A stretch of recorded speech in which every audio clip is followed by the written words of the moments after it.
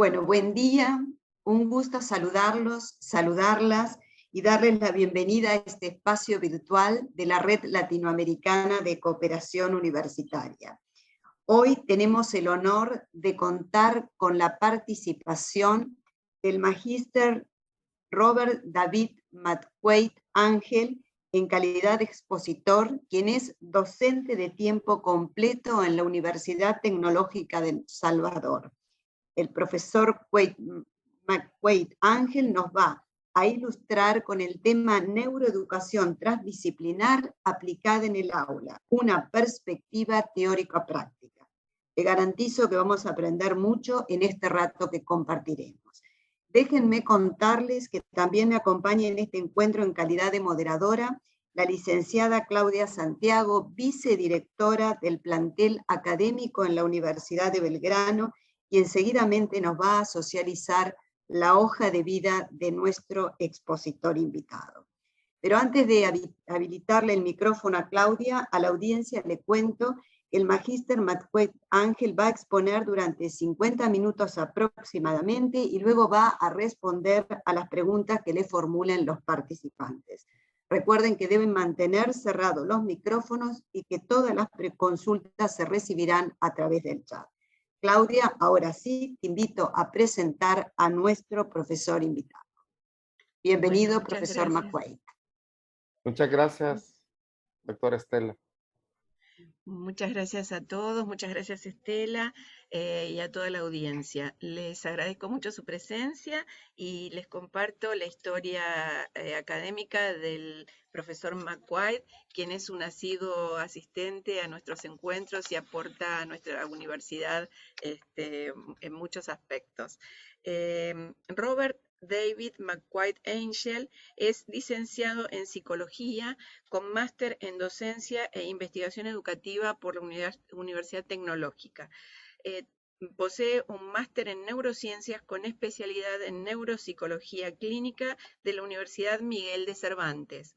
Ha participado en diversos seminarios, programas de posgrado y especializaciones en temas relacionados con la educación universitaria, pedagogía y educación virtual, con más de 11 años de experiencia como docente de nivel universitario.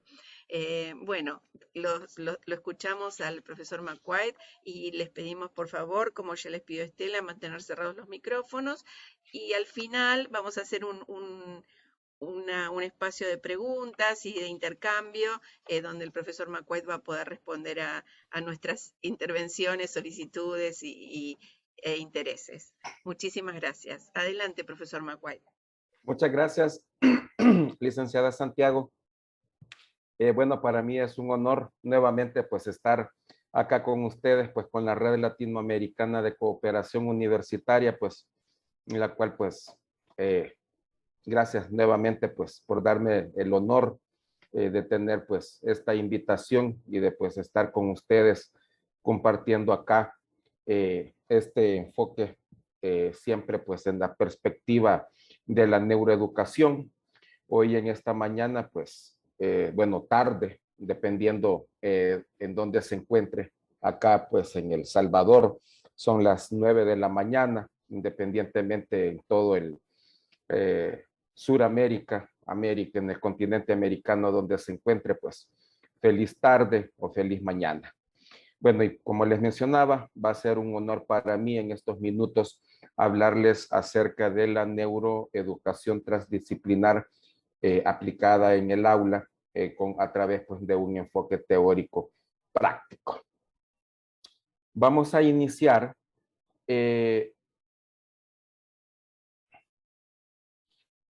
primero definiendo acerca qué es la neurociencia. Y vamos a tener que la neurociencia es un conjunto de ciencias cuyo sujeto es sujeto de investigación, es el sistema nervioso, ¿sí? Con particular interés en cómo la actividad del cerebro se relaciona con la conducta y el aprendizaje. Esto lo podemos definir como un apartado o una definición de la neurociencia cognitiva o neurociencia ya aplicándolas en el ámbito didáctico, pedagógico educativo, ¿sí? Ya que en sí las neurociencias estudian una gran gama de apartados no solamente educativos de la conducta y del aprendizaje, pues sino de que también observan y tiene por objeto de estudio lo que es el aspecto clínico. Más sin embargo, pues acá nos vamos a enfocar en que va a estar la aplicación de la neurociencia en lo que es la conducta y el aprendizaje. El cometido de la neurociencia es comprender los procesos mentales, merced a los cuales percibimos, actuamos y también pues aprendemos.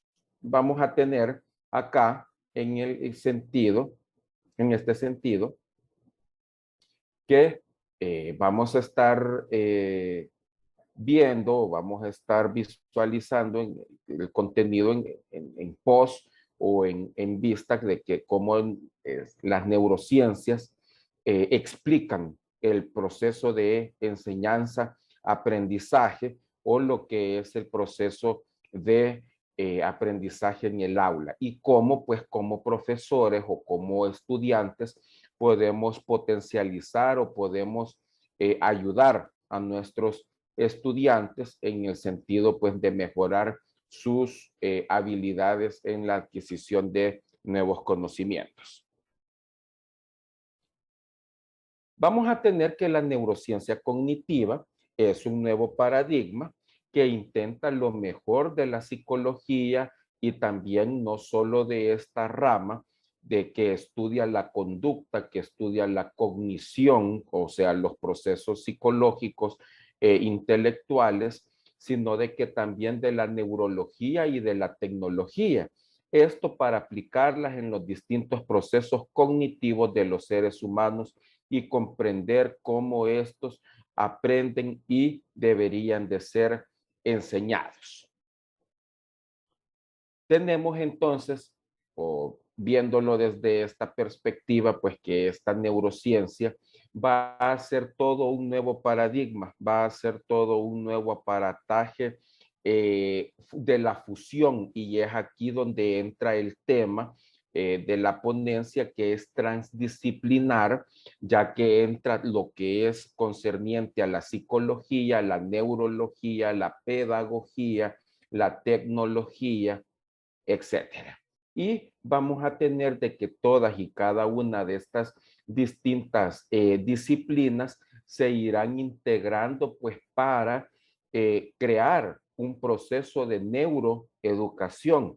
¿En qué sentido? En el cual pues es puramente el cómo comprende, cómo aprende, cómo entiende, cómo asimila, cómo memoriza el cerebro los distintos procesos en los cuales se ve sumergido en las aulas de estudio, ya sea presenciales o también pues virtuales.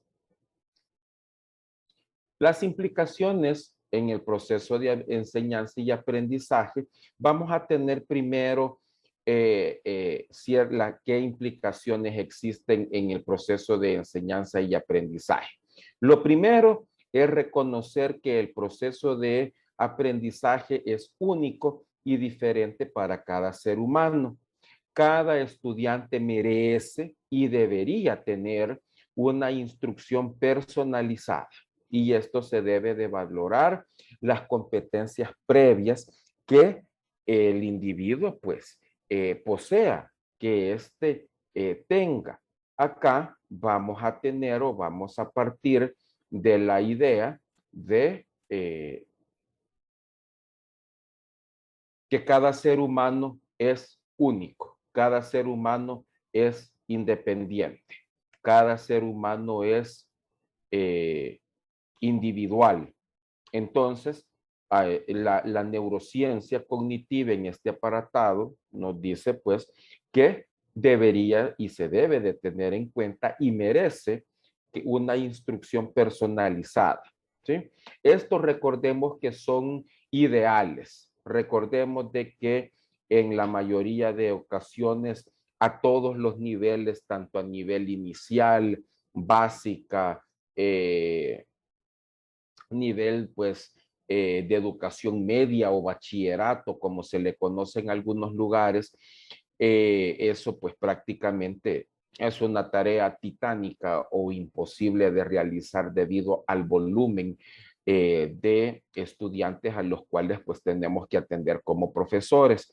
Más sin embargo, pues acá se les va a asignar un par de teorías que explican mejor la asimilación y un par de técnicas para esto, pero hay que tener en cuenta y partir de este proceso, ¿verdad? De este primer aspecto.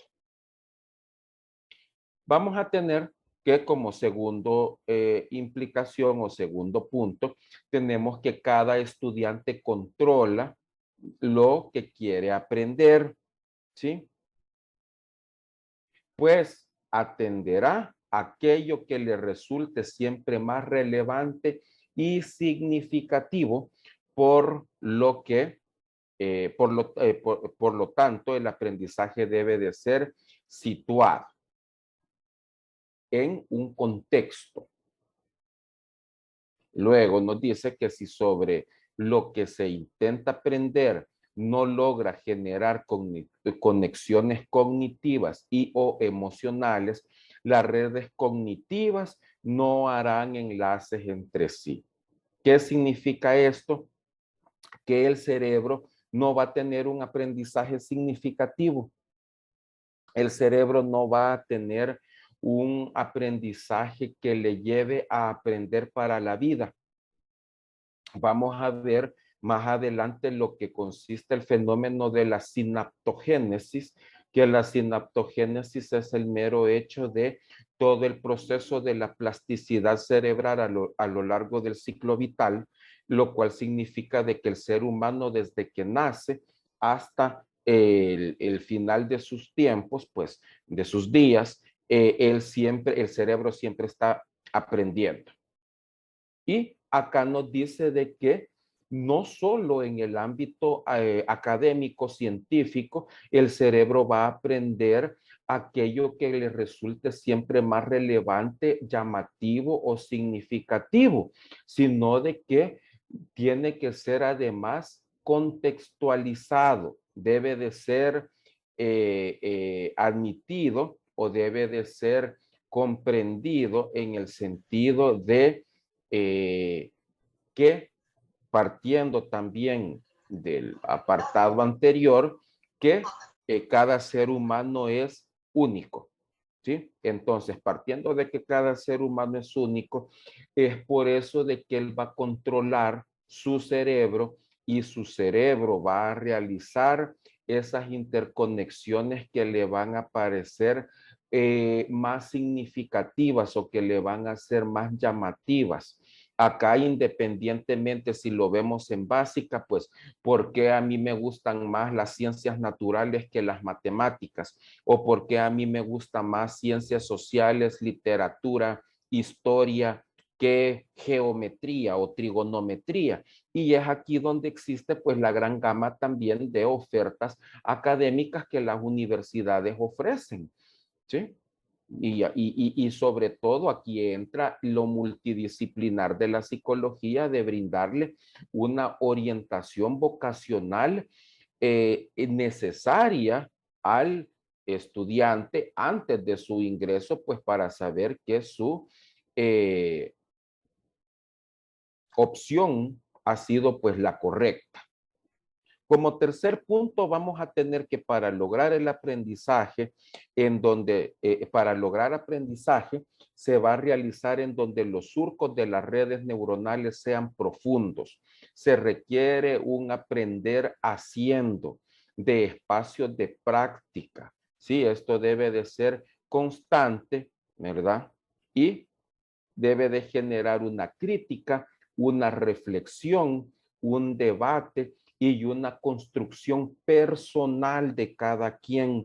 Acá muchas veces estos son ciertos paradigmas o ciertos dogmas que como profesores, profesoras tenemos, en los cuales nosotros queremos imponernos ante nuestros estudiantes, queriendo pues prácticamente obligarnos a que ellos piensen, sientan, digan y tengan el mismo desarrollo igual que nosotros. Mas, sin embargo, tenemos que, acá nos dice de que para que exista un aprendizaje significativo a nivel cerebral y exista esa interconexión neuronal, debe de existir un aprender haciendo, que lo practique, que lo desarrolle. La importancia ya a nivel universitario de ese estudio de casos o elaborar estudios de casos. O si no también, pues, tantas carreras que se ofrecen en las cuales hay pasantías, como lo cual se conoce acá en mi país, en El Salvador, en los cuales pues las empresas ofrecen que los estudiantes vayan y realicen sus prácticas en sus áreas de especialización, llámense pues administración de empresas, contaduría, mercadeo, informática, etcétera. ¿Verdad? Hay ciertas asignaturas o hay ciertas áreas del conocimiento en las cuales el conocimiento práctico debe de ser fundamental, como lo cual es la informática, que recién y les acabo de mencionar, en los cuales pues no puede existir alguien de que haya aprendido informática, programación, manejo de internet, algún lenguaje de comunicación por computadora o artificial, pues sin antes haber conocido la práctica a través de la computadora. Y sobre todo, dejando a un lado aprender haciendo, el hecho de generarle una crítica al estudiante. Acá pues podemos mencionar a filósofos, grandes filósofos de la era moderna, como lo es el señor Karl Popper, ¿verdad? El padre del falsacionismo, en los cuales si nosotros vemos el método científico, él nos dice, critiquemos y busquemos el conocimiento a través del cuestionamiento de todo aquello que se nos da. Ahí eso nos genera ¿qué? Una reflexión, un debate, que esto pues nos ayuda a una construcción de nuestro conocimiento a nivel personal. Y esto, ¿por qué? Porque lo interiorizamos. Y ya luego vamos a ver una teoría que como la cual es la del señor Vygotsky, la cual nos dice pues que el ser humano aprende socializando. ¿Sí?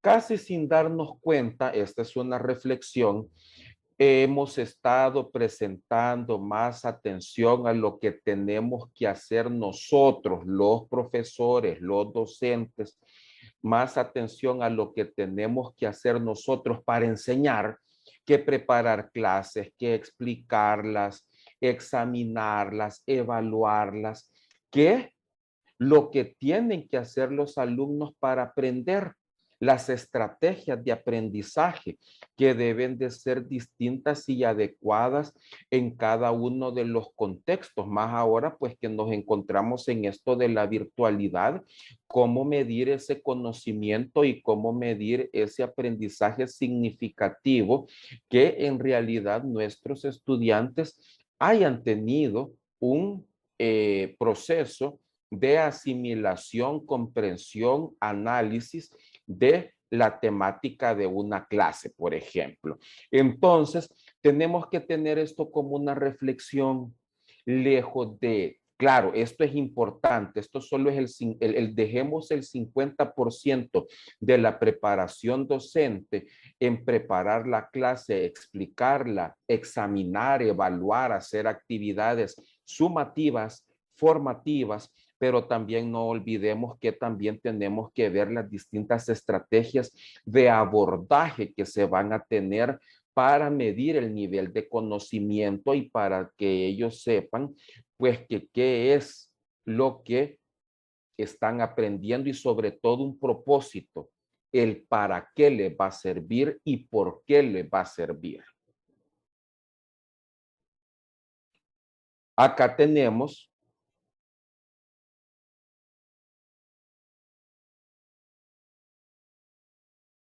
acá creo que me fui un poquito adelante. Acá tenemos las neurociencias o la neuroeducación, ¿sí?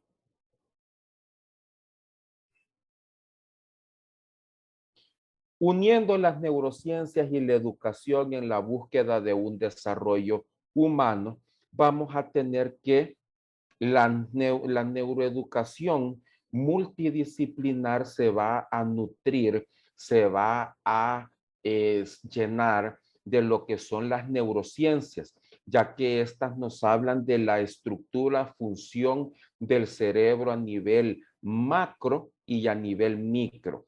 La pedagogía se va a encargar de los procesos de aprendizaje, o también, pues, si es educación de adultos, en este caso sería la andragogía.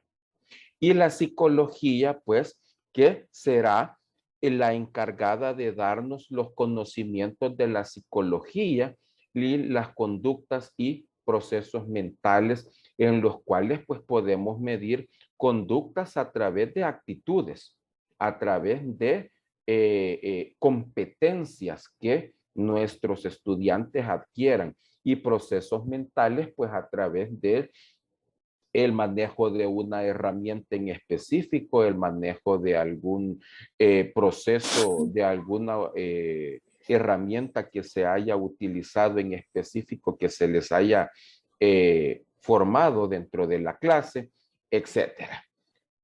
Luego vamos a tener que el aprendizaje tiene un concepto que es una acción y efecto de aprender. Aprender es adquirir el conocimiento de alguna cosa en general. No estamos diciendo aspectos inclusive intelectuales. Recuerde que hay aprendizaje para la vida y el cerebro es un órgano que luego de miles de años de evolución a través de toda la línea evolutiva del Homo sapiens, es en las etapas últimas del renacentismo, de la antigua Roma, de la Grecia, en las cuales pues se le da una connotación intelectual de conocimiento al cerebro. Antes era más que todo una tradición oral en las cuales pues nuestros primeros, ¿qué?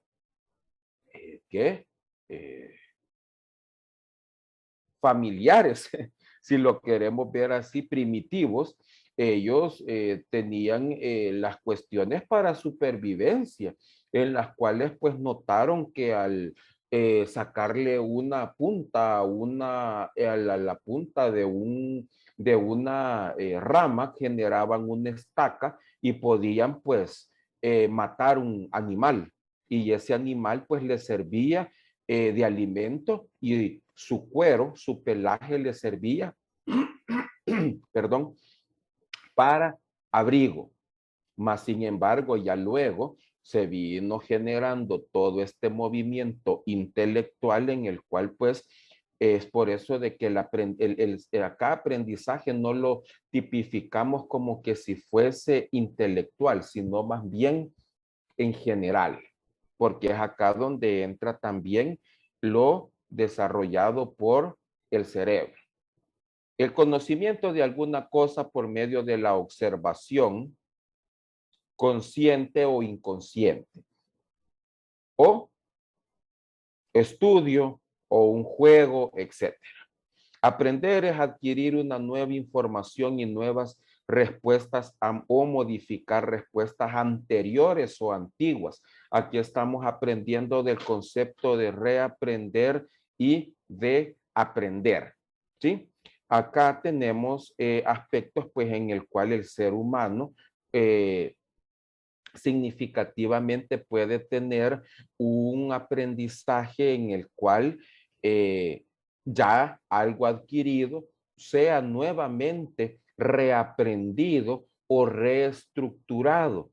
como por ejemplo la gramática. Nosotros aprendemos gramática en nuestra adquisición de estudios básicos, mas sin embargo, llegamos a la universidad y en la universidad pues podemos tener redacción avanzada o gramática superior, en el cual pues son nuevos los conocimientos que estamos agregando a este proceso. Este proceso se da por el cual el sistema nervioso adquiere una nueva información que se observa mediante el cambio de comportamientos o actitudes. También, pues, competencias, como les decía, si estamos evaluando una lista de cotejo en la cual, pues, estamos ahí tomando en cuenta, pues, si el aprendizaje logró el conocimiento. Tenemos estos principios de aprendizaje del autor Kane, ¿sí? En el cual nos dice de que el cerebro es un completo sistema adaptativo. Lo que les mencionaba, el cerebro es plástico, el cerebro se adapta a las circunstancias. Mas, sin embargo, este proceso adaptativo se favorece o se potencializa si lo que se está estudiando le es significativo al ser humano que lo está aprendiendo. O sea, si hacemos el proceso llamativo, si lo hacemos significativo, si sobre todo le tiene claro de que por qué es que lo tiene que estudiar para un conocimiento de vida, en el cual va a tener lo suficientemente claro el panorama y el horizonte, pues en el cual quedará totalmente sabedor y conocedor la persona y dirá, pues, esto me va a servir para esto, esto y esto, tales cosas. El cerebro es un cerebro social. El cerebro, pues, nosotros aprendemos socialmente. Hay teorías de aprendizaje social. Ahí tenemos al señor Albert Bandura, tenemos al señor Vygotsky, que nos habla también acerca del aprendizaje del desarrollo social, la búsqueda del significado que es innata. Acá esta búsqueda de significación lo podemos ver en niños desde pequeña edad, en la cuales siempre nos están preguntando, ¿y por qué? ¿Y por qué? ¿Y por qué es esto? ¿Y por qué lo otro? Siempre el ser humano está queriendo buscar respuestas y es por eso de que está buscando significados y es algo innato. No es algo de que se le va a decir o se le va a instruir al niño, tú tienes que cuestionarlo todo o preguntarle todo a tus papás o a tus profesores. Sí, él ya como que ya viene incluido eso, es innato. La búsqueda de significados ocurre a través de pautas, ¿sí? De pautas en la adquisición del conocimiento. Y las emociones son críticas. Las emociones emanan del sistema límbico, que el sistema límbico también es el encargado. El sistema límbico es un grupo de estructuras cerebrales que se encuentran en el diencéfalo, ¿sí? En la parte interior medial de nuestro cerebro, en la cual ahí se da los procesos emocionales y también de memoria y de aprendizaje. Y es por eso de que la emoción es importantísima en estos procesos. En conclusión, si uno aprende, significa que la información se guardó en su memoria y que puede ser evocada en el momento oportuno, que pues a nivel universitario es lo que se busca, que el aprendizaje pues sea para la vida, sea duradero en el estudiante.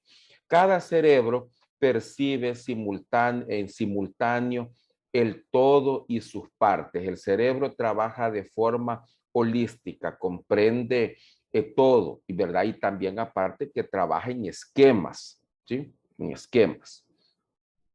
En esquema se le resume mucho más fácil ese proceso. El aprendizaje siempre implica procesos conscientes e inconscientes. Ya muchas veces hemos aprendido algo de forma inconsciente, sin darnos cuenta, sin darnos ese nivel de percepción de que hemos aprendido algo. Y también pues hemos sido conscientes y totalmente constantes en el sentido pues que saber que hemos aprendido algo nuevo, por ejemplo. El aprendizaje es un proceso de desarrollo a lo largo de todo el ciclo vital, a lo largo de toda nuestra vida. Entonces es por eso que decimos que es un proceso que se da desde el nacimiento hasta pues el fin del ser humano. El aprendizaje complejo va a ser incrementado por un desafío. Acá vamos a tener de que se va a dar a través de desafíos. El aprendizaje, pues si se da a través de desafíos, pues va a ser mucho más complejo y va a ser como mucho más retador y significante para aquel que está pues aprendiendo. Acá esta imagen nos ilustra de que entonces pues tenemos que tener emoción para que exista un aprendizaje significativo. Vamos a tener que una de las partes principales donde se da nuestro aprendizaje es en la neocorteza. La neocorteza es la parte neo de nuevo. Acá esto estamos partiendo de una teoría conocida como cerebro triuno, en la cual nos habla acerca del cerebro reptil, el cerebro mamífero y la neocorteza. Pero acá la que nos interesa es la neocorteza, ya que aquí es donde se rige la actividad intelectual y se convierte en el foco principal de atención en las lecciones que requieren la generación o resolución de problemas y en el análisis y síntesis de información. También en el uso del razonamiento lógico y del pensamiento crítico creativo. ¿En dónde se va a realizar todos estos procesos? En toda nuestra corteza, pero para ser específicos, se realizará en la parte frontal.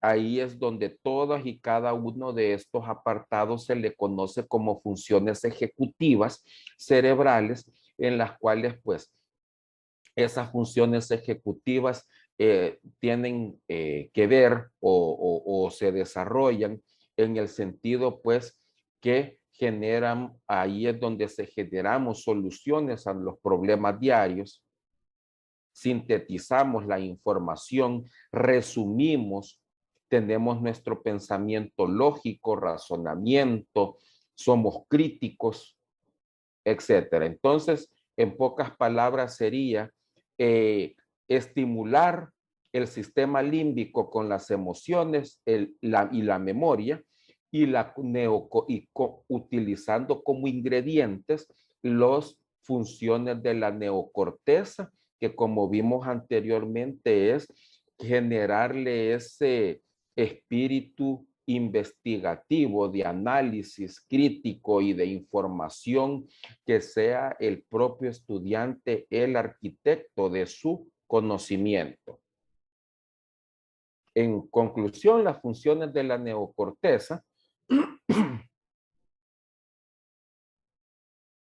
será controlar las emociones y las capacidades cognitivas como la memorización, la concentración y la autorreflexión.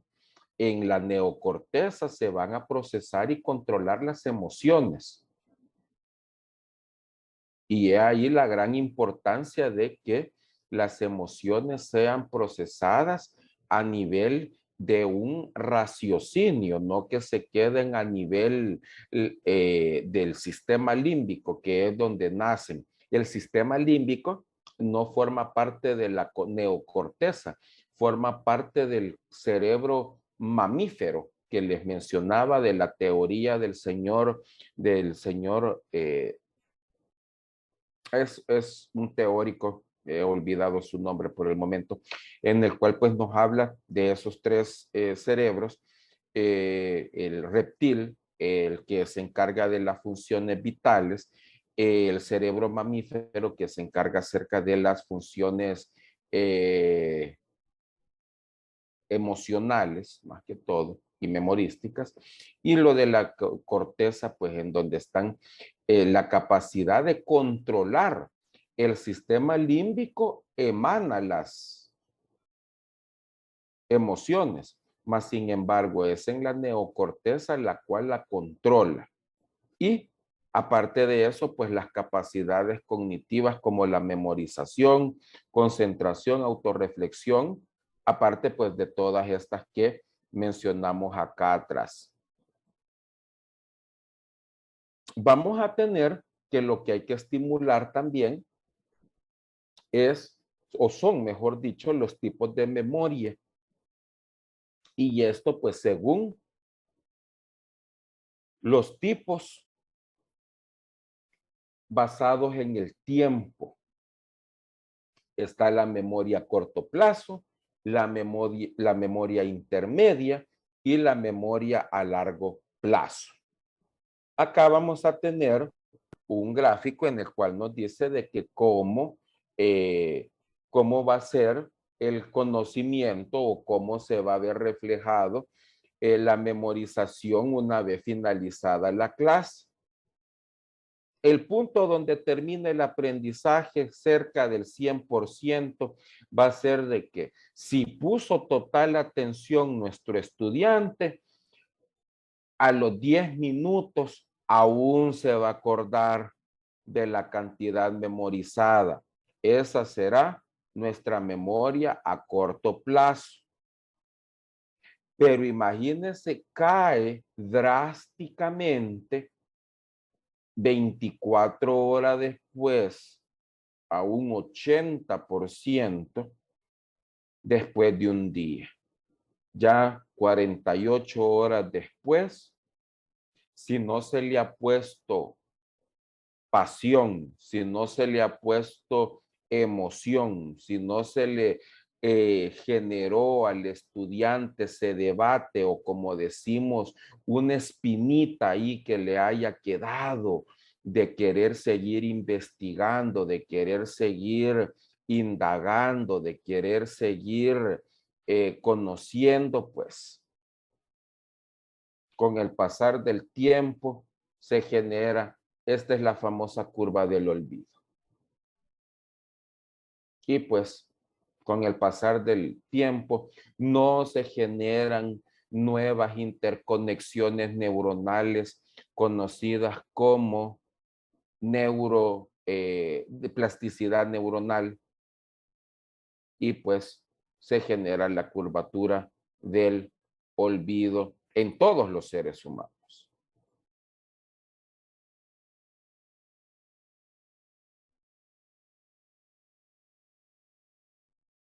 Acá nos dice que tomar notas en las clases nos ayudan. Eso nos ayuda a una forma de reforzamiento. Las notas pueden ser una especie de memoria a largo plazo fuera de nuestro cuerpo. ¿Por qué? Estamos estimulando nuestra área grafomotora al estar escribiendo. Estamos poniendo atención a través de nuestros oídos, ¿sí? Estamos estimulando nuestros órganos sensitivos, la visión también. El profesor puede al finalizar de la clase llevar algunas notas para ver cómo trabaja y sintetiza el alumno y enseñarle a hacerlo mejor, ¿sí? Decirle, miren, me puede alguien, bueno, de preferencia al azar, ¿verdad? Sí, se puede pues ver de qué forma están tomando apuntes. Si lo está sintetizando, si lo está organizando, si está utilizando esquemas, si está utilizando palabras claves, si está utilizando aprendizaje asociativo. Son tantas técnicas que hay y aquí es donde el profesor entra y puede hacerlo personalizado, lo que tuvimos a un inicio de ayudarle a todos y cada uno de ver de qué forma poder ayudar a que ese aprendizaje pues le sea más predecedero y significativo al estudiante. Acá esto tiene un efecto de generación que el aprendizaje es mejor si se puede generar la información de un objetivo a partir de la memoria y no porque, lo ofrece otra persona. ¿Sí? Y aquí es donde viene esta frase que nos dice, no enseñar las cosas masticadas. Esto significa que el aprendizaje es mejor si se puede generar la información de una forma objetiva a partir de la memoria propia de cada quien y no porque se lo va a ofrecer otra persona. Y aquí es donde radica la idea principal, aquella gran idea en aquel círculo naranja que vimos en las primeras láminas, en la cual nos decía que sea el propio estudiante el que critique, el que cuestione, el que razone, el que elabore, el que analice su conocimiento. ¿Qué está haciendo ahí? El propio, ¿verdad? Cocinó su conocimiento y se lo está comiendo. No se lo está dando el profesor en este sentido ya masticado. Ese es este símil que nos hace esta frase, sino de que es de dejarlo, pues, que él mismo, o sea, no importando, siempre y cuando, obvio, se tengan bien presentes las indicaciones, se tengan bien presentes las instrucciones, lo que se va a hacer, ¿verdad? Para que él sea el estudiante en el cual lleve también un objetivo, ¿verdad? Didáctico y pedagógico, el cual pues el por qué es que se está haciendo este proceso, ese ejercicio de reflexión o de análisis o crítico o de construcción colectiva entre sus compañeros. Acá tenemos el cono del aprendizaje, según el autor Edgar Dale, que acá nos dice que después de 2 semanas tendemos a recordar lo siguiente. Mire, el 10% de lo que leemos, el 20% de lo que oímos, el 30% de lo que vemos, el 50% de lo que oímos y vemos, mirar una película, una exhibición, ver una demostración o ver algo en un hecho en la realidad, ¿sí? Eso hasta ahí aún es pasivo si logramos ver la columna a nuestro lado lateral derecho.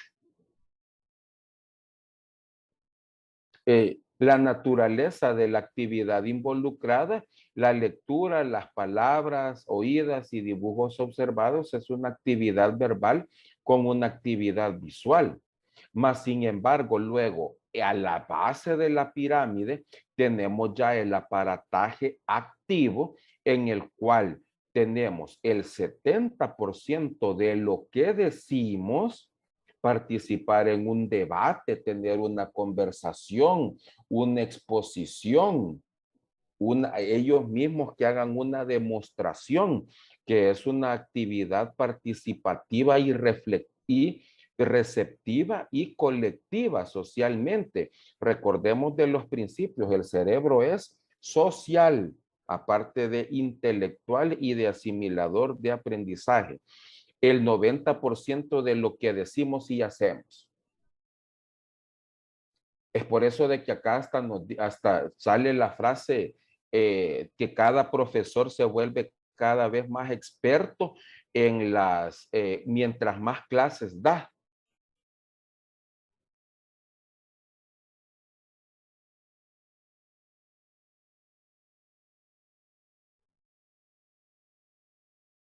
Realizar una representación teatral, por ejemplo, o un drama, simular experiencias reales, un estudio de casos, una entrevista, una práctica, llevarlos al campo de nuestra área, ¿verdad? Hacer cosas que intensifique o que se intente aprender, que ya es una actividad pura, que ya con el 90% vamos a mantener esa curvatura del olvido literal en el 80 o 90% siempre. Y es por eso de que aquí es donde ya podemos decir que ha existido un aprendizaje significativo para el estudiante.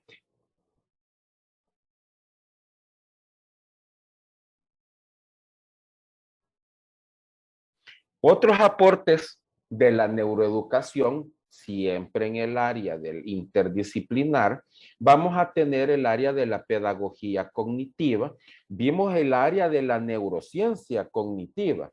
En términos más específicos, la pedagogía cognitiva, ¿se recuerdan aquellos triangulitos que llevaban la flecha hacia la neuroeducación? Una era la pedagogía. Los términos más específicos de la pedagogía cognitiva se formula la siguiente pregunta. Siempre iniciamos con una pregunta. ¿Cuál es el sentido y cuáles son los límites de la educación en la sociedad del conocimiento? ¿Estamos creando nuestros estudiantes para la sociedad del conocimiento y el futuro actual y la realidad actual de nuestros países? ¿O aún los estamos formando para una realidad etérea en la cual pues no sabemos aún si eso va a ser factible o aplicable a la realidad de cada uno de nuestros países? Y es ahí donde viene la capacidad adaptativa de cada uno de nosotros como profesores de darle esa facultad a nuestros estudiantes de poder, si los empoderamos cognitivamente. Ya vimos el cerebro, sus partes básicas, y la pedagogía nos dice de que cuál es ese sentido que va a tener lo que nosotros le estamos enseñando. Y es por eso que yo siempre les mencioné anteriormente, digámosle a nuestros estudiantes, esto le va a servir para tal y tal cosa, si es a nivel universitario, si es a nivel básico de bachillerato o a nivel intermedio o inclusive el kinder. En el kinder, pues los niños, las niñas comprenden muy bien lo que se les está diciendo y lo comprenden perfectamente. La pedagogía cognitiva se ocupa y preocupa de diversos temas relacionados con el aprendizaje, ya lo vimos, el conocimiento, igual, el razonamiento, la emoción, la memoria, el cerebro, los ordenadores, ¿sí? Hoy que está de moda las cuestiones virtuales, por un lado, y los procesos de cambio. ¿Qué más cambio que esto, que los que estamos viviendo desde ya un par de años, sobre todo de la innovación educativa por el otro? Si usted ve, la pedagogía cognitiva se nutre también de todo lo que tiene que ver con la neurociencia y con la psicología, y la adapta a un proceso de enseñanza-aprendizaje significativo que quiere dar respuesta a estas preguntas que están en negrita. Acá tenemos a un señor conocido ya por algunos, al señor Jean Piaget, que esta nos dice que su teoría es una teoría cognitiva precisa, que el aprendizaje es un proceso, ¿sí?, bidireccional entre el objeto y sujeto y el aprendizaje, tiene que ser interactivo. No solamente que el profesor llene el cerebro del niño, de la niña, del joven, del adolescente, del estudiante, del adulto, de nuestros estudiantes. La modificación y esto equilibraría los esquemas que se producen como resultado de la continuación y interacción, perdón, del mundo físico y social. El cerebro es social, recordemos eso, y también estamos en un mundo físico en el cual que tenemos que darles el conocimiento suficiente para que aprendan para la vida. Piaget dijo de que el conocimiento no se adquiere solamente por la interiorización del entorno social, sino que predomina la construcción realizada por parte del sujeto. ¿Y cómo se genera la interiorización de la construcción realizada por parte del sujeto? A través del raciocinio, cognición, emoción y procesos vistos anteriormente. Para Piaget, los esquemas mentales son formas elementales de representar al mundo y se adaptan de una forma equilibrada a dos procesos simultáneos. ¿Por qué? Porque en un esquema es como yo, como mi cerebro y como yo, en este caso Robert, estoy comprendiendo un tema, como yo estoy asimilando, elaborando y comprendiendo un tema en específico.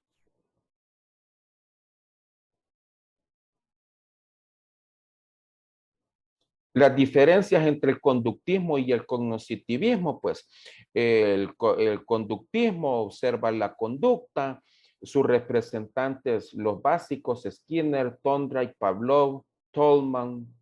El conocimiento se basa únicamente cuando se observa en el cambio en el comportamiento, más sin embargo el cognitivismo de Piaget nos dice que el objeto de estudio son las representaciones mentales, los mapas cognitivos y estrategias que utiliza el sujeto para aprender.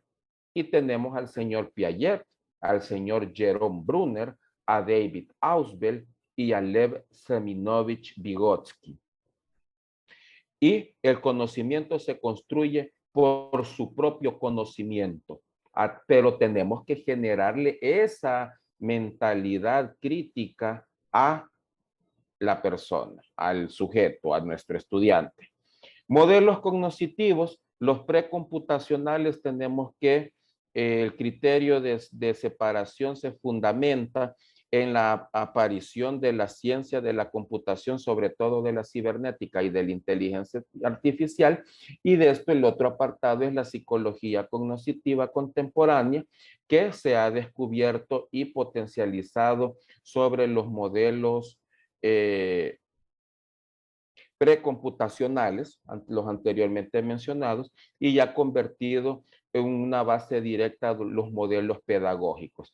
Acá podemos hablar de la web 1.0, la web 2.0, la web 3.0 y ya pues la 4.0, que es todo lo relacionado a cloud computing, que es pues todas las herramientas colaborativas, todas las herramientas en la nube, todas las herramientas pues que se comparte el conocimiento en general. La pedagogía cognitiva se fundamenta en la teoría basada en Piaget, que nos da para ubicarnos a la sociedad del conocimiento. Si usted ve acá ya con el esquema, pues se resume todo lo visto. Aprende a aplicar el proceso de percepción al procesamiento de aplicación, ¿sí? Tanto el profesor como la asimilación de parte del estudiante, la cognición que lleva el proceso mental a la realización de estos procesos mentales a través del raciocinio, las prácticas, la crítica por parte del estudiante y el lenguaje que forma parte de un medio esencial del aprendizaje y de las relaciones sociales y obviamente del desarrollo, que es esa capacidad del individuo para manejar su ambiente. Y esto pues se vincula con la sociedad del conocimiento, que es para donde van nuestros estudiantes. Esta perspectiva permite analizar los problemas educativos actuales y emergentes de una sociedad profundamente afectada por la interdependencia, una palabra muy importante acá, la globalización, y por profundos cambios culturales y por un progresivo cambio tecnológico en el cual nosotros como docentes y tanto los estudiantes deben de estar súper actualizados en todos estos procesos. Acá pues tenemos un bosquejo o un apartado en el cual pues tenemos cómo el cerebro se reestructura a sí mismo, en el cual pues el cerebro se cambia a sí mismo, el cerebro cambia su estructura física, el cerebro genera nuevas interacciones cerebrales y nuevas interconexiones bioquímicas para cuando se hace este proceso emocional acerca del el aprendizaje, y pues diferentes partes del cerebro pueden ser listas para aprender en distintos tiempos. Acá tenemos que la parte de la influencia del ambiente es muy importante según este autor neurocientífico Jensen, en el cual nos dice que el cerebro humano está compuesto por las experiencias de la vida, el deseo y la volición, que la volición se entiende por voluntad, la elección de los estilos de vida, que también son muy importantes en este proceso, las genes y la herencia, y obviamente pues el ambiente en el cual se desarrollan nuestros estudiantes, y también cómo se da el proceso ambiental del desarrollo. Acá está en cierto punto, pues en la primera imagen en la izquierda podemos ver de 3 meses cómo están generadas nuestras redes neuronales en nuestra corteza cerebral. A los 8 meses, cómo se van ya generando ese entremañado en ellas mismas y ese enredado generando miles de millones intersinápticas.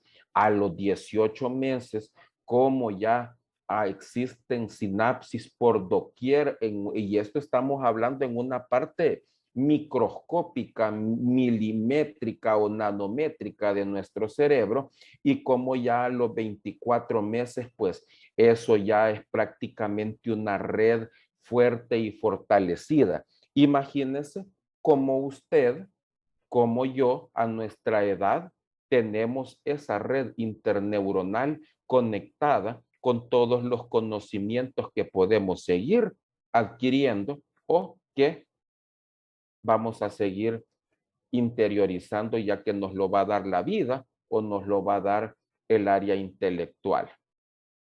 Esto se le conoce como sinaptogénesis, así se le conoce este fenómeno que acabamos de ver acá, en el cual la sinaptogénesis se da en los primeros meses y luego a partir de los 13 años y los años subsecuentes hasta los 70, 75, los que la persona viva, se mantiene constante. O sea, de que el cerebro es plástico y siempre se va a ir desarrollando a lo largo de la vida.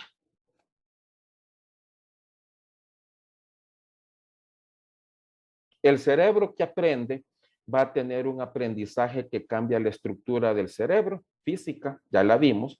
El aprendizaje organiza y reorganiza la información en el cerebro de forma distinta y la va a aplicar siempre y cuando se le dé un porqué y un para qué, y diferentes partes del cerebro pueden estar listas para aprender en diferentes tiempos. Eso es una de las bases fundamentales del señor Piaget, y es por eso de que él sugería que siempre la educación básica inicial, primer grado, como se le conoce, se iniciara después de los 7 años o a los 7 años, y es por eso de que en la gran mayoría de países, pues esa es edad en la que ya los niños han alcanzado, según esta teoría, la maduración cerebral, pues para poder iniciar. Y el cerebro es un órgano dinámico, modelado en gran parte por la experiencia. O sea que debemos de hacer nuestras clases basadas en experiencias. Tenemos como primer punto el tronco cerebral que procesa la información somatosensorial, somato de nuestro cuerpo, sensorial, visual, táctil, olfativa, auditiva. El nivel 2 del cerebro es el emocional, que procesa los aspectos afectivos. Aquí si lo queremos ver es nivel 1, cerebro reptil, nivel 2, cerebro mamífero, nivel 3, neocorteza cerebral, que en el nivel 3 procesan los aspectos cognitivos de los cuales hemos estado hablando en toda esta presentación. Entonces, acá, en este sentido, vamos a tener, pues, en una encuesta que se le hizo a los estudiantes, esto es lo que le mencionaron o dijeron de que les gustaría que sus docentes les realizaran. ¿Qué le pedirías como alumno a tus docentes o qué les pedirías a tus adultos que te rodean y nos dicen que me guíen y que me aconsejen, que me muestren pasión por lo que se hace o por lo que hace, que sepa de lo que hablan, hablar con fundamento, que me transmitan sus experiencias, logros y frustraciones, que les ayudemos a generar un mapa que le va a ayudar a crear su autoconocimiento, que me escuchen, aparte también pues mis opiniones y que respeten mis tiempos, o sea, que se den, que se dé ese tiempo estipulado para ellos también. ¿Qué se sugiere? El aprendizaje que es compatible con el cerebro, se sugiere que los maestros, ya a modo de conclusión, deben de ayudar a los estudiantes a que tengan experiencias, ¿sí?, apropiadas y que saquen provecho de esas experiencias. No que nosotros solo lleguemos a llenar. Acá cabe la frase, el cerebro no es un vaso por llenar, sino de que es una una vela por encender en nuestros estudiantes, que debemos de ayudarle a generarlo. A través de estas técnicas, técnicas instruccionales, en el que es crear un ambiente de aprendizaje en el cual los estudiantes tengan una experiencia, se basen en la experiencia, en contenidos, ¿verdad? Técnicas instruccionales, relajar la vigilancia, trate de eliminar los miedos de los estudiantes, manteniendo un ambiente altamente retador. Recuerden lo que vimos en las primeras láminas, el cerebro se basa en retos, ¿sí? Y eso lo lleva a un procesamiento activo que permita que el estudiante consolide e internalice la información a través de un proceso activo. El conocimiento de cómo el cerebro podría tener y tendrá un gran impacto en la educación es que debemos de transformar nuestras estrategias educativas, ¿verdad? Debemos de hacerlo para generar pues cambios significativos en nuestra sociedad a nivel pues de continente. A nivel de conclusión, las investigaciones realizadas en el ámbito neurocientífico vinculadas con el aprendizaje y la memoria, las emociones y demás sistemas sensoriales deben de ser propuestas en un aprendizaje impartidas en el aula con propuestas curriculares por los centros educativos. Es un imperativo para nuestras naciones en general promover el desarrollo humano y no podemos perder de vista que este va de la mano con la mejora de la calidad de educación.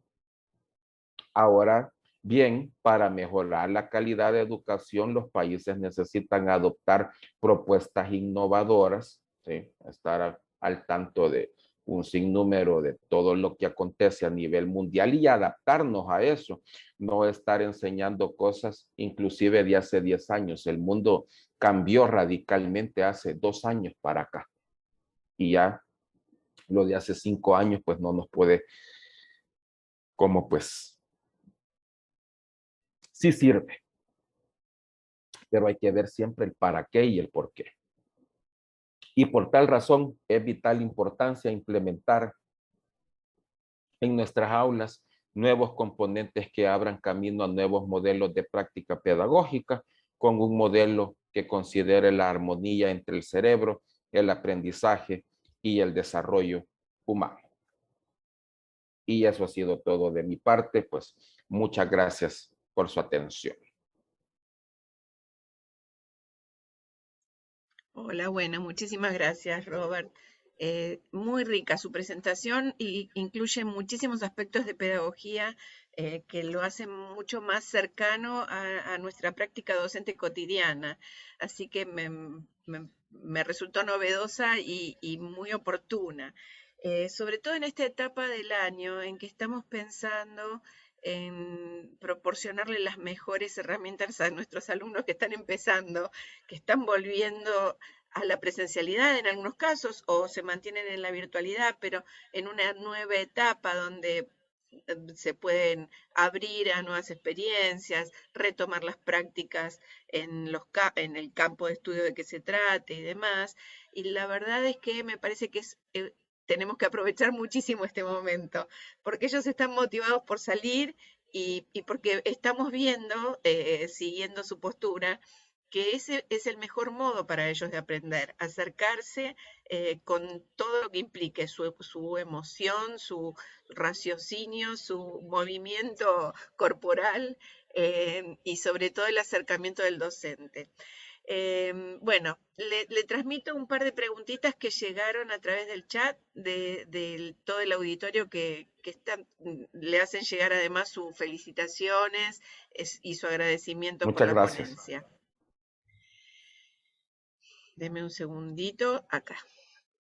Bueno, Mercedes Solórzano le dice, excelente presentación, licenciado. Creo que el gran reto para los docentes es generar esa motivación que los alumnos desde la virtualidad, en los alumnos desde la para que esos procesos volitivos dirigidos al aprendizaje, como usted dice, generar esa pasión por aprender. Julie Sabet le pregunta, conocer su en relación a programas de estimular la inteligencia. Se está cortando un poquito, Claudia. Me parece que no sé si se escuchó bien la pregunta. Sí, no escuché, licenciada Claudia. ¿Ahora se me escucha? ¿Ahora se me escucha? Sí, hay un poquito de eco, pero se está escuchando, me parece mejor. Yo creo que va a haber que repreguntárselas, por favor, al profesor. Sí, la leo nuevamente.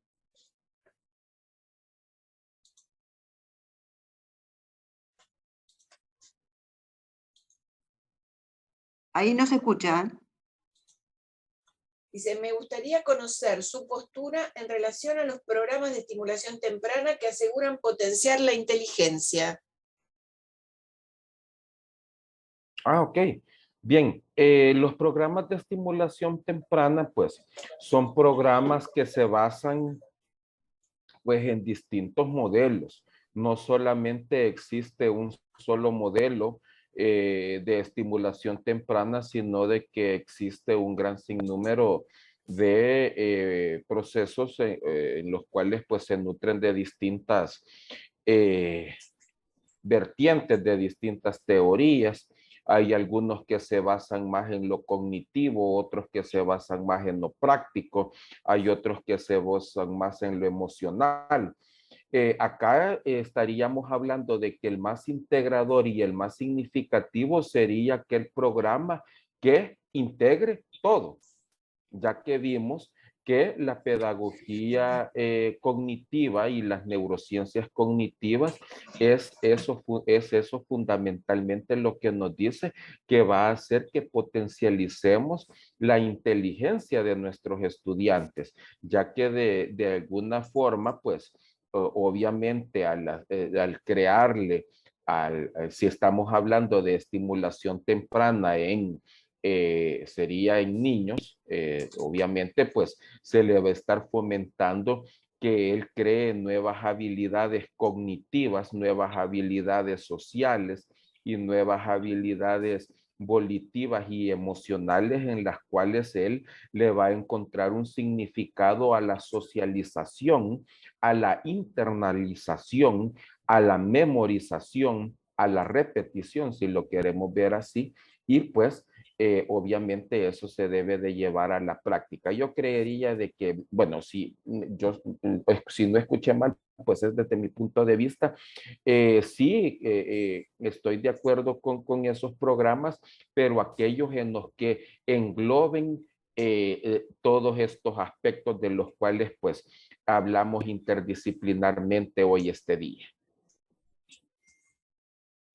Muchas gracias, profesor.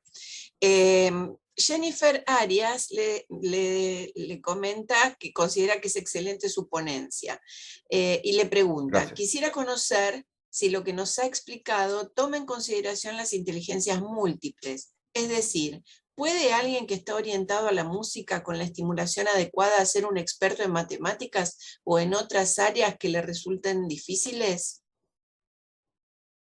Muy bien. Acá podemos tener el señor Howard Gardner con su teoría de las inteligencias múltiples nos dice pues de que el cerebro tiene una predisposición más adaptativa a determinadas a aprender o que se nos hace más fácil determinadas áreas del conocimiento del saber. Honestamente, pues, y basándonos en esto, no solamente una persona que tenga el gusto por el área musical puede desarrollar y puede fomentar su gusto por las matemáticas o por otras áreas del conocimiento si lo vemos en las ciencias duras como la química, la física, las matemáticas, siempre y cuando se le genere y se le cree este aspecto de curiosidad, de fomentarle un para qué, un por qué, y pues obviamente que tenga las técnicas y las estrategias de aprendizaje necesarias. No podemos simplemente encajonar que el ser humano, no, yo tengo una inteligencia musical o una inteligencia abstracta, soy solamente bueno en eso. Esa es solamente el 50%, diría yo. Esa es una área que muy bien, eso es lo que se le facilita a usted o se le facilita a la persona que va a aprender a un ritmo más vertiginoso, mucho más rápido.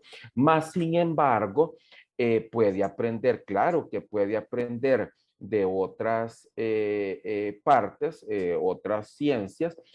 ¿Por qué? Recordemos lo que vimos ahí. El aprendizaje debe de ser retador. El aprendizaje debe de generarle un reto al cerebro, de decir, bueno, hoy este día, ¿qué voy a aprender? O qué nuevas cosas necesito conocer. Y un para qué, obviamente, ¿verdad? Siempre tenemos que darle ese sentido a lo que para qué, y explicarle al cerebro de que por qué es que es necesario que cree esas nuevas redes interneuronales en la plasticidad cerebral de nuestra neocorteza.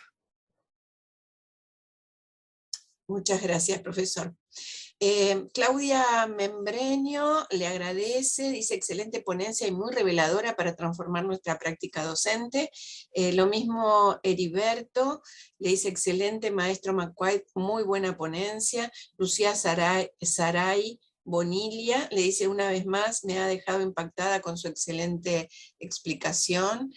Y Brian Medrano, además de agradecerle y felicitarlo, le consulta. Quisiera saber su opinión en referencia a la educación alternativa. ¿Es realmente funcional? Bien, recordemos que siempre y cuando no importa cuál sea el proceso o el nombre que se le dé. El cerebro, si vimos una de sus premisas básicas es que es adaptativo y es sociable. Y es hasta hace poco como, bueno, relativamente desde la humanidad, si lo queremos ver así, desde la antigua Roma y la antigua Grecia, pues que el conocimiento se adquirió, se adaptó hacia el conocimiento intelectual, si lo queremos ver así, de allá con los grandes filósofos que hablaban acerca del mundo de las ideas, como Platón y la República y todo el deber ser, etcétera, ¿verdad? Claro, o sea, todo aquello que sea concerniente a la educación y que se le coloque estos puntos cognitivos, volitivos y emocionales acá, claro, ¿verdad? Esto es solo lo básico, esto solo es la base. Ya de ahí acá sabemos que hay de distintas disciplinas, hay del área básica, hay del área de desarrollo infantil, hay de psicología, hay de educación, hay de ingeniería, hay inclusive, qué sé yo, medicina. Se deben de encontrar esas estrategias y adaptarlas. Ahora bien, no importa de que sea un tipo de educación formal, tan formal así, por decirlo así, sino de que con solamente de que independientemente lo que sea que se le vaya a hacer en el proceso de aprendizaje a un ser humano, que contengan estos componentes básicos o estos ingredientes básicos, le va a ser significativo, ya que el cerebro va a comprender y le va a ayudar a asimilar de una mejor forma, pues no importando cualesquiera sea el método que está utilizando.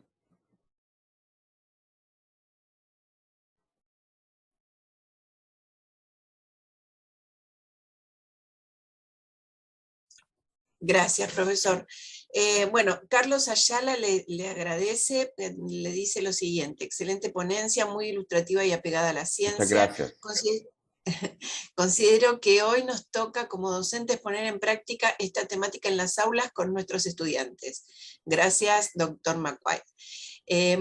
Yo quisiera consultarle, porque como hablamos en el ámbito universitario, usted muy bien incluyó las emociones que son básicas para el aprendizaje, pero a lo mejor a los docentes universitarios nos cuesta más tener en claro, cuando hablamos de emociones en el ámbito universitario, ¿de qué estamos hablando? ¿Qué implicaría para un docente universitario que a veces tiene cursos muy numerosos y poco tiempo con cada alumno? ¿Qué considera usted importante tener en cuenta para contemplar este aspecto emocional del alumno e involucrarlo en el proceso de enseñanza y en el proceso de aprendizaje? Sí, acá, licenciada Santiago, yo creería que el factor a nivel universitario para generarle una emoción a nuestros estudiantes sería el factor de la innovación. Aparte del factor de la innovación en el proceso de enseñanza-aprendizaje sería el factor de ver qué es lo nuevo, qué hay de nuevo por aprender, qué cosas se pueden desarrollar acerca de este método. Yo siempre les he mencionado a mis estudiantes en que inclusive pues la riqueza del aprendizaje a veces no solamente está a veces uno puede explicar un tema, el profesor, pero muchas veces utilizar recursos audiovisuales, como mirábamos en la pirámide del autor, utilizar pues ponerlos a nuestros estudiantes pues a que expongan, a que ellos inclusive pues sé de que aquí honestamente hay ciertas asignaturas o ciertas áreas del conocimiento en las cuales pues eso como que se nos dificulta más, y ahí es donde entra pues meramente o puramente el conocimiento que debe de tener el profesor acerca de su asignatura, ya que es por eso de que él es un profesor y es un experto que maneja ese conocimiento o esa área del saber, y es acá pues donde entra ese factor de también sorpresa, si lo queremos ver así, el hecho pues de no hacer un proceso aburrido, sino de que hacerlo espontáneo, hacerlo interactivo, hacerlo pues con distintos enfoques, utilizando métodos tanto virtuales como presenciales, independientemente de los dos apartados que se utilicen, para pues que se dé este proceso a nivel universitario. Y claro, ya que lo menciona, puede hacer de que el factor a nivel a nivel de numerosidad de múltiples estudiantes, pues sea uno de los inconvenientes. Pues igual, ahí podemos trabajar de distintas formas, trabajando el factor de la innovación y trabajando distintos apartados de técnicas y estrategias didácticas, pedagógicas, virtuales, en las cuales pues se puede transmitir el conocimiento que se quiera dar a nuestros estudiantes, pues independientemente cuál sea el curso, la asignatura que se esté dando. Bueno, profesor, me parece que ya dado el tiempo transcurrido tenemos que cerrar, pero sigue habiendo muy halagadores comentarios para usted que le vamos a hacer llegar a través del chat. Y bueno, por mi parte agradecerle su ponencia, su apertura a diversas temáticas, y bueno, y agradecerle a todo el auditorio por su respetuosa participación. Muchas gracias a todos, los dejo con Estela. Muchas gracias. Agradezco entonces en nombre de la Red Latinoamericana de Cooperación Universitaria al profesor Robert McQuaid por su exposición. Como ya nos tiene habituados, el profesor Robert siempre nos sorprende con sus exposiciones. Muchas gracias, profesor. También le agradezco a Claudia por la moderación y a la audiencia por su interés en este encuentro. Les informo que subiremos la grabación de este webinar al canal de YouTube de la red, desde donde podrán revisar el contenido y compartir la información con sus colegas y equipos de trabajo. Por último, les paso un aviso para informarle que hemos programado el siguiente webinar de acceso libre para el miércoles 11 de mayo. Esto será a las 12 horas de Argentina. Como parte del eje temático lenguaje, nos acompañará la doctora Sonia Toledo Azócar, quien es coordinadora académica e investigadora del programa de español como lengua extranjera en la Pontificia Universidad Católica de Valparaíso, en Chile, quien presentará el tema lengua e interculturalidad. Los esperamos nuevamente en este próximo encuentro. Próximamente vamos a compartir las coordenadas para el acceso a la sala a través del correo electrónico y a través de las redes sociales. Un gusto que hoy nos hayan acompañado y les deseamos una feliz tarde.